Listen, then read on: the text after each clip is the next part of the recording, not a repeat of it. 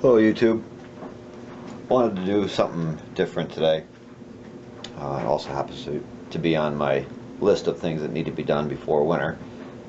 Today I'm going to show you how I repair and replace glass frames or glass plates in a window if you are unlucky enough to still have a house that still takes these antique glazed panes of glass. I've already taken, obviously, this pane of glass out and chipped out the old putty. If it comes down to it, you would figure it out for yourself. I'm just going to show you how I do it now. Among other things, I was a painter for a long time, and this is one of the things we had to do a lot of. Years ago, we always used putty to set the glass and then putty again to glaze, which in and of itself presents or creates a nicer finished product. However, in today's world, I really don't care. I'm more about getting the job done and having it be suitable for the weather. Now in this case, this is just a porch window. I don't really care about it. I just want it to keep out the wind and rain. So I'm going to be replacing the glass with plexiglass. So I'm just going to go through the motions here of showing you how I reset the glass using latex caulking to bed the glass in, and window glazing that comes also out of a caulking tube. But first we'll set this glass in place. So I've got a tube here of, this is just garden variety, cheap acrylic latex caulking. This stuff happens to be plus silicone. I don't think it really makes any difference because this is just to bed the glass down. So to do this, just pick a corner and lay down a thin bead all the way around.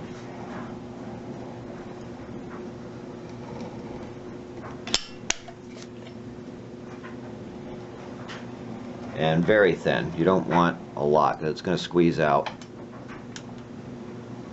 And the more you put in, the more you're just going to have to trim off later. So having done that, we take our piece of plexiglass. This is an old piece that came from something else, just because I didn't feel like paying for a new sheet of plexiglass. So got our latex, cheap latex caulking set down there on the innermost groove of the sash. We take our pretend piece of glass, which is actually plexiglass, set it down, and what you want it to do is you want it to bed down on top of that caulking. You want to tap it down very gently, very, very gently. If this were glass, you'd want to be especially careful. You don't really need to press it and squeeze it and make all the caulking come out. Because what this is going to do is this is going to keep the window from rattling. I don't know if I can make one of these rattle. That one rattled a little bit. It's probably off camera, but the noise these things make when they get loose in their frames is a rattly noise, and well, it's not that great to listen to. And having loose panes of glass also creates a little bit of gap for air to get through. Having set that down, you take glazing points. These are different than what you might have found years ago. Years ago, they used to have little diamond shaped pieces of metal, and I never used them, but I'm told there was a special tool for pushing these in. These are different. These are what you get nowadays. They have a little lip on them, so you can set your putty knife against it, and then the pointy end goes in to the wood on the sash. So you laid in your glass, you set down a glazing point on the glass, and you set it down just like that. The point towards the wood, the two little tabs are sticking up, and that way you can set your putty knife against it. So we're going to do that. On a sheet of glass this size, I'm going to use 3 along the longest edges and 2 on the shortest edges. And you set that down on the glass. You don't want to press down on the glass. You just want to hold it there. But you do press it into the wood like that. By not pressing on the glass, you avoid creating a stress point that could break a sheet of glass.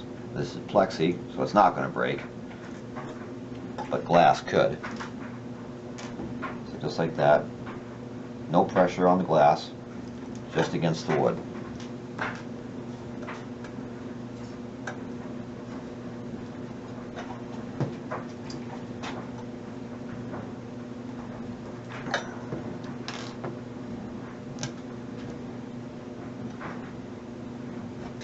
If you have these kind of windows, I suggest you replace them with anything other than glazed windows. There's nothing wrong with them. They work as long as you maintain them. They're not energy efficient.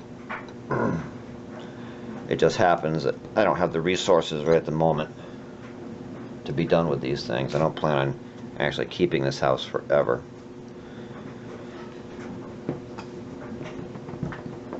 Some of these do take a little bit of force. Just do not apply the force to the glass. Apply it to the wood. So there they are. The glazing points are in. Now you'll see, let me get you in a little bit closer here. You'll see that along these areas you can see where the caulking is squeezed out on the other side. And what that's going to do is that's going to dry eventually, and you'll be able to take a razor blade and trim it from under here to get rid of it.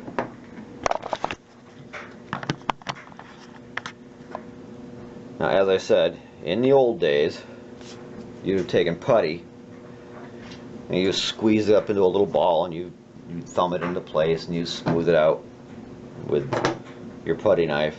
And once you get good at it, it's very attractive, and it creates a really nice finish. I am not that concerned about it. This isn't a window that really makes any difference to me. So, as I said, I'm just going to do it with a different product, which I'll show you here in a second. Okay, so I've switched my tubes in my caulking gun. I've switched to, this happens to be a liquid nails product, and it's window glazing in a tube.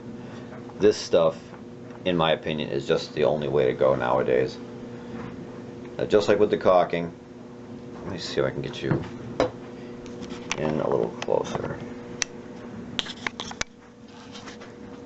So we're going to take this tube, going to start in the corner. You're going to want to tip it. That's square with the glazing. Trim the point that you're going to glaze. I'm going to tip it a little bit because I want to fill in. This has a big glazing rail, so I'm going to get in there a little bit of an angle. Gently squeeze the caulking gun handle. You'll see it squeezing out there, and very slowly I'm going to fill in that gap. You'll see, maybe you can see that there's a little edge rolling off. That's to be expected. You just draw that along, filling in that whole area where the glazing goes. And you want to try and get it so that, and I'll show you this here in a second, you want to try and get it so that your glazing doesn't stick out farther than your wood trim on the inside. You want to try and keep the two about the same, because from the inside you can see that roll of glazing and it's unattractive. In this case, again, it doesn't really matter to me, but if this were something that you were going to be seeing from the inside and the outside in the part of your living space, you want to be careful just to make sure that your glazing doesn't stick out farther than the wood portion of the window frame. And then once you've done that, I'm going to do this from a distance. You'll just have to take my word for it. Pull the camera up a little bit closer here. The drawback to this stuff is it doesn't lay, because it's a thinner product, it doesn't lay out as neatly or as nicely as the putty does, but it is faster and easier to work with. So you take your putty knife and you just draw it across to smooth it out, and you'll see that roll of extra material coming along the edge of the putty knife. For now, just leave it, and when you get to a corner, you get to the corner, and then diagonally up from the glass to the corner of the wood, just pull it up like that, and it'll square out your corner. Just like that. I'm going to go ahead and I'm going to finish this off. There's nothing extra or more exciting to see. I'm just going to go ahead and finish it. Okay, so I've gone around the entire perimeter. One thing you want to do is you want to keep a rag or a paper towel handy to wipe off the end of your caulking tube, because it gets yucked up pretty easily. So then, with all that stuff pumped into the glazing groove, I'm going to just draw this across to smooth it.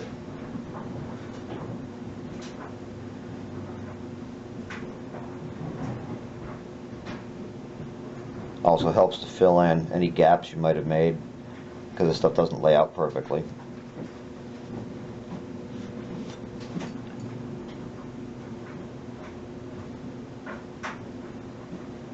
Again, trying to keep it even with the interior wood trim.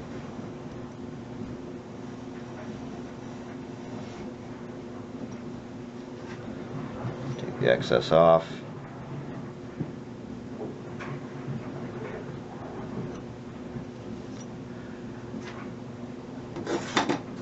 Here I made kind of a mess.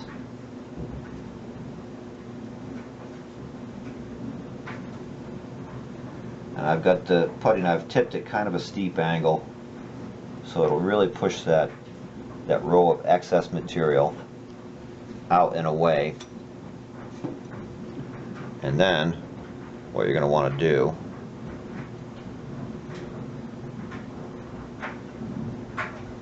having completed that, is let it dry. Smooth out any rough spots.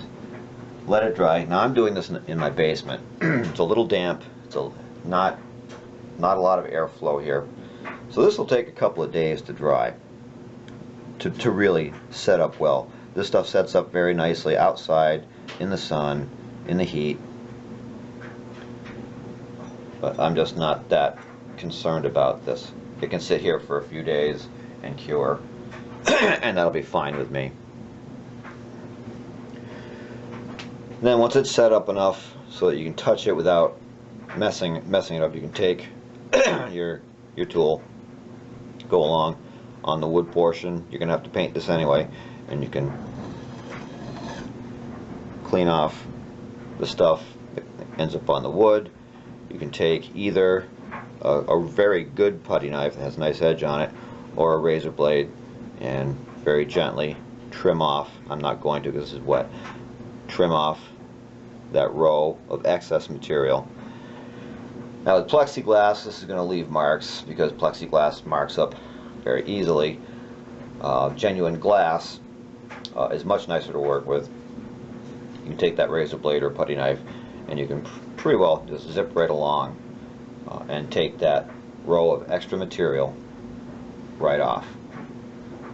And I think that is all I had to show you for this. It's not very sophisticated, but if you have these windows, it needs to be done, because if you don't maintain your glazing properly, you wind up with loose fitting windows. They can fall out sometimes. The wood becomes exposed to the elements. It can rot and deteriorate, and you want to avoid that, at least until you're able to replace these with good modern windows. I think I covered everything I wanted to cover for this, so good luck and replace those windows.